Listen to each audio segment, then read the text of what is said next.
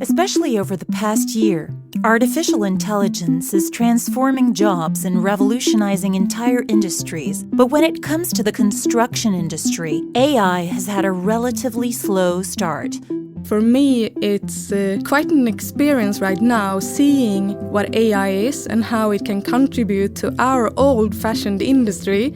Emma Viklund, Innovation Lead at Skanska. We have a great possibility of moving fast now, and the company that builds the strongest partnerships and creates a good collaboration with customers and the value chain in the society are the ones that are going to be successful. It might have taken some time, but AI is now starting to make a difference, and the industry better prepare for some really big changes, says Mehdi Nourbakhsh, CEO at YegaTech. This is like a marathon without ending. And if you're not running, you're late, because a lot of your competitors are learning and running, and you need to catch up. You're listening to Shaping Sustainable Places, a Skanska podcast about the built environment, the construction and project development industry, and their impact on the places we live. In this episode, we will explore how artificial intelligence is helping the construction industry right now to become more efficient while reducing its environmental and climate impact. I'm Madeline Josidolrici. In my lifetime, I've seen two demonstrations of technology that struck me as revolutionary. The first time was when I used a personal computer for the first time in 1991. The second big surprise came just last year when an IT scholar friend of mine created and introduced me to my digital twin, a Madeline avatar who spoke South Korean fluently. And even though I knew that it was an AI, the fact that the technology had caught on so quickly was even a little bit daunting. Now, artificial intelligence is already sparking tremendous change across society, unleashing innovation and creativity on a wide scale. Some experts predict that AI and digitalization will transform the development and construction industry over the next 10 years, potentially more than any other technology in the past 100 years. That sounds exciting. But what's happening right now? How can AI and data help the industry to improve efficiency and reduce its environmental and climate impact today? Today's first guest is Emma Viklund, Innovation Lead at Skanska. Emma, that really is a fascinating job title. What do you actually do as Innovation Lead? I do a lot of different things, of course. Mainly working with the business units. We have 12 business units, trying to find the great examples out there, help them to get them in a system in an efficient way, make them scale, make them happen in more than one project, share the knowledge, and also receive knowledge from others. So I do connect a lot of people during the days. Today it's mainly about the focus on the sustainability target, of course, and also to reach that and at the same time be financial sustainable too. But when it comes to the construction industry, AI has had a relatively slow start. How and why has the industry been so slow to catch on? I would say that the industry is slow, both from a productivity perspective and also from adapting to new technologies. And my perspective is that it's because the construction in this industry is decentralized. It's project-oriented, it's local business. And this makes everything so slow and captured in silos, you could say. It's low margins, and that itself is not driving investments in new technologies or for like long-term targets. It's always about the project and the project itself. And if the client wants something more, they get something more, but it stays in that project. So I would say that the decentralization is not helping us to be more efficient if we cannot share the knowledge and scale it faster than we do today. Would you say that some of your colleagues elsewhere share your views on this? Yeah, they do. They do. And it's the same. It's not only for Skanska, of course. This is for the full industry, that it's very local and decentralized and project-oriented. Could you give us an example where AI is making a tangible difference today? So helping with efficiency or project delivery, for example? Yes. Today, AI is used in some parts of our industry and some parts of our company, of course. One example is that we can use AI today to find unsafe behavior on our work sites, for example. So you can have cameras looking around and AI helps spotting this is not safe, gives you an alert and you can act on that. That's very good. We also have other systems where AI helps us, like in our recruitment tools, for example, we have this robotics helping out with processes. We also have language models helping us, like Skanska Sidekick. That's like a known ChatGPT that we have today for everyone to use. And this is, of course, great, but it doesn't make a huge difference if you're looking at our targets, what we want to achieve in the future. And Emma, the climate target for Skanska, would you like to elaborate on that? Yes, we have the 2030 target with reducing our own emissions, Scope 1 and 2, by 70% and Scope 3 by 50%. And then we have the 2045 target, which is net zero 2045. So I'd like to talk about how you believe that AI could help the industry, or already might be helping the industry in reducing its environmental and climate impact during construction or even the operational phase, for example. One of the obstacles that we have today is that for using AI in an efficient way, you need a lot of data. And the data needs to be standardized and you need to have access to the data. And when you have access to the data, the insights that you get are the important thing. So data itself is not so much value. It's when you can use the data that you create value. So for reaching the climate targets, we really need to understand how we can collect standardized data in efficient ways and automate processes so we can learn from this data faster. And from that insights, we can make decisions. So if we integrate data capture and standardization in our tools, we need to understand that construction industry is a very, very old industry, and Skanska as a company is an old company. And we, of course, have a lot of old systems with heavy investments in. So you could say that we have so many different tools capturing data and giving us the insights today. So we struggle a bit with getting all these systems to talk to each other. We have great people at Skanska. I would say that Skanska we are our people. And if we can have AI building on the knowledge our skilled people have, then we can really understand what to do to reach the targets. So we have seen that today in our planning tools, if we use efficient planning tools on our projects, we can reduce time, for example, with up to 20%. That impacts the cost of the project and it impacts the sustainability performance, of course. It's more sustainable to use less resources and build faster. So if we can do this with our skilled people today, reducing 20%, what would happen if we added AI on top of that? Building on the knowledge that we already have within our people and taking that to the next generation. What is happening right now to manage these obstacles, to even get past them? We're working a lot with the data management and how to set up a system within Skanska that we use and collect and learn from the data over time, and which partners do we need in different parts of the value chain here. So we're working on different parts of our projects and systems. So we can take smart buildings, for example, where we have a long value chain. We develop projects, we build projects, and we also have investment properties where we keep on owning projects. And this is a typical example where we can work with continuous improvement, learning from the data over time. So we're trying to set up systems for making this flow of data in a standardized way be trustful and give us insights over time. That is one way. We're also working with data from a civil perspective, learning how to use machines more efficient, learning how we can extract data from the machinery, combine it with the data that we have in our planning tools and try to figure out how we can build this in a better, smarter, and more carbon efficient way. And it's all about the insights and the people working together. It's not AI standalone. It cannot be.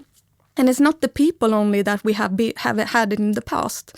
It's like the new combination that is going to make us successful. Do you see it happening anytime soon? Yeah, definitely. It happens now in the projects.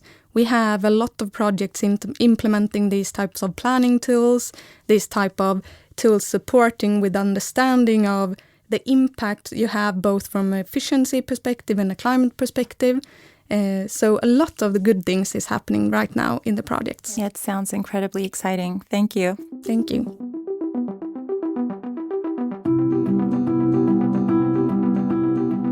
We're going to continue exploring ways AI is already being deployed and moving the needle. And we want to ask our next guest how uptake of this technology can be accelerated. Mehdi Nourbakhsh is the CEO at YegaTech and has also written the book Augment, How Architecture, Engineering, and Construction Leaders Leverage Data and Artificial Intelligence to Build a Sustainable Future. Mehdi, welcome to the show.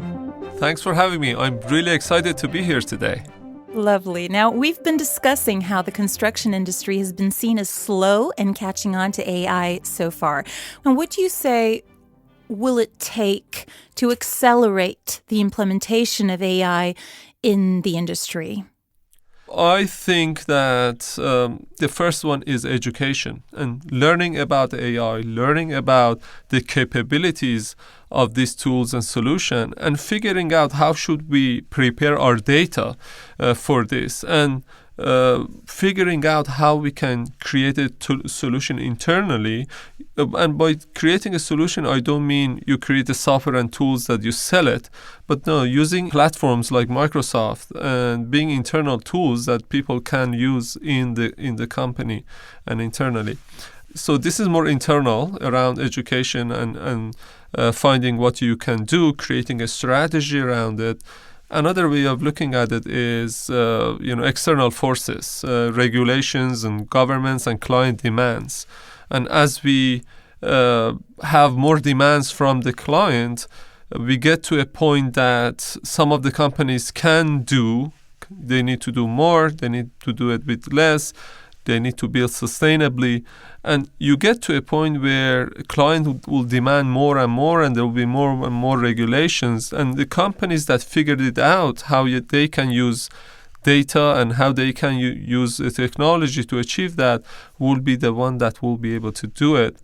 But the companies that can't figure it out will be left behind.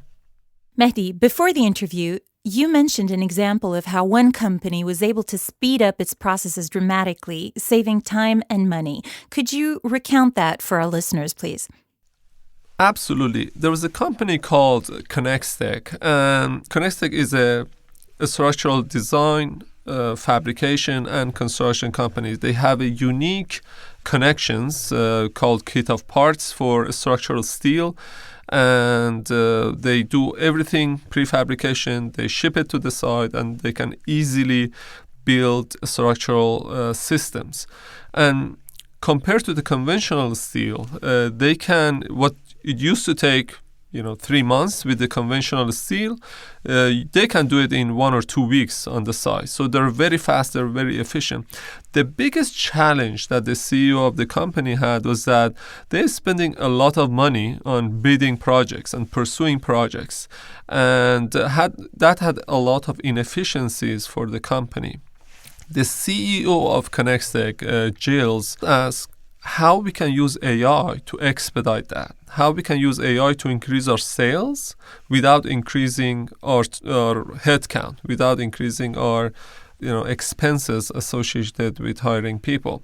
So we developed an AI solution for them, and using that AI solution, what used to take 4 to 6 weeks for their structural engineers to come up with a design and a strategy for the construction, now they could do it in 2 or 3 days. And that brought a tremendous value for the company. What Gilles told in the end was that Now, instead of us trying to do all the design and everything, I can put this AI tool in the hand of our owners, our building owners, our clients, so that they can compare. If they work with Skanska, this is how much value they get. This is how much it will be cheaper, better, faster. And this way, we don't have to do all the bidding and convincing ourselves. Our clients will see the value and they call us and they want to work with us. So it completely shifted the paradigm of designing and estimating and bidding and putting that into the hand of their clients.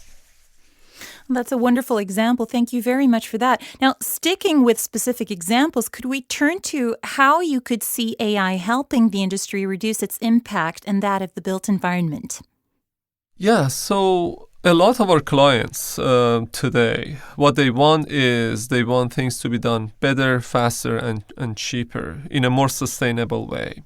And this is an example, the Skanska example was an example of how you can add that value to the client. And just a call out for all the executives in the industry, and that is a lot of your competitors are now, by investing in AI, are able to do things better, faster, cheaper, and in a more sustainable way. And this is how they might be taking some of your repeat clients and adding that to their portfolio.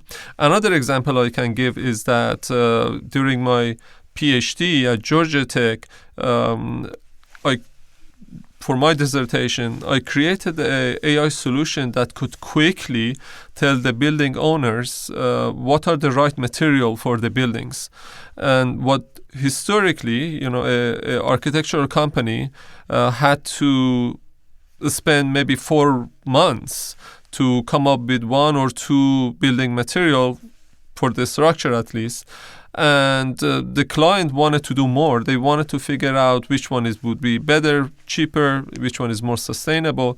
And using the AI technology, now you will be able to answer all of these questions and add a lot more value to the client. And you can build things faster, better, and cheaper, and at the same time doing it in a more sustainable way.